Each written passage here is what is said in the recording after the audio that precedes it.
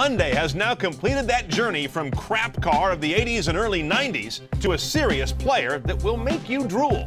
Let's drive the main evidence of this, the Genesis Coupe 3.8, and check the tech.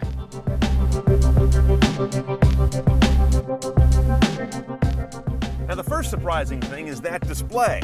That display is not your typical color LCD you'd see in a high-trim car. It is a grayscale LCD and rather rudimentary. This tells us we don't have a navigation system in this car. In fact, there's no nav package currently listed for this vehicle when you go and configure one. That's a little odd in this day and age for a car that purports to be kind of cutting edge and the latest of many other technologies, but so be it. Let's see what we've got. A lot of branding across the bezel right here tells the story. First of all, it's Infinity branded sound, and it sounds very good. It's not the worst or the best system we've ever heard, but it's definitely in the better region. Bluetooth hands-free, as you can see. XM satellite radio is also part of our AM and FM assortment. No HD radio on this car, by the way. You've got a 6-disc internal changer right here, which will gobble up audio CDs, MP3 as well. Not DVDs, because where would you see them? Right. The display on all these sources is pretty good because you've got the ability to use a lot of real estate up there that isn't encumbered with anything else like maps or climate control that's taking up too much real estate. The CD aux button is interesting because right now I've got a USB thumb drive plugged in, and that goes in here in the center console with this multi-connector that has the USB jack. Also is iPod connected when you use the $30 additional cable, or you've got a standard aux right next to it.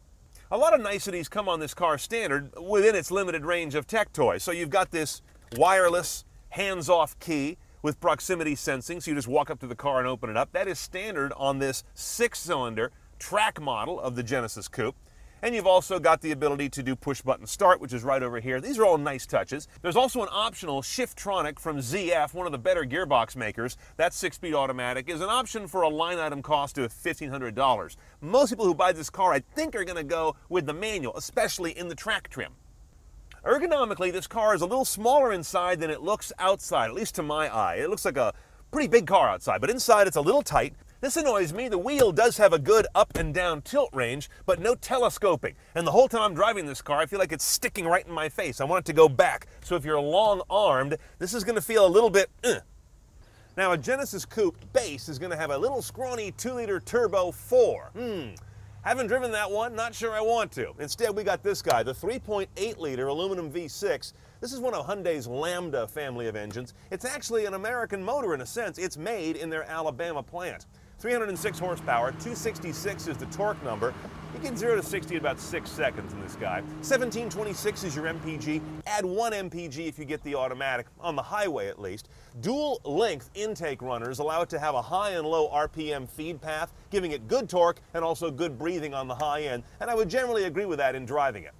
So what do we have here? This car has been getting a lot of looks as I've been driving it around. It's kind of like the old Hyundai Tiburon, but all growed up, right? Good sculpting in here makes it very distinctive or tortured, depending on your frame of mind. Good strong haunches on this side. From the rear 3/4, it's very Infinity G Coupe. You got to copy the best. Now, when equipped with a 6-speed manual gearbox, the Genesis Coupe really says, "How you doing? I'm a handful." The shifter finds its gears readily, but you really have to manhandle the stick around to get to them.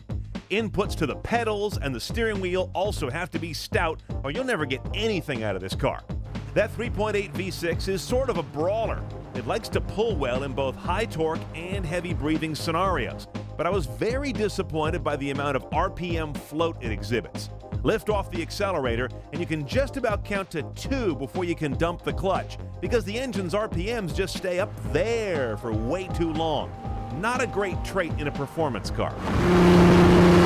Pricing a Genesis Coupe is pretty easy. This V6 with a track package is about $30,200. That's about it. $1,500 for the automatic if you want it. There aren't really any tech toys to play with, except the $30 they'll nick you for this damn iPod cable. After that, go buy yourself a TomTom or a Garmin and you're off to the races.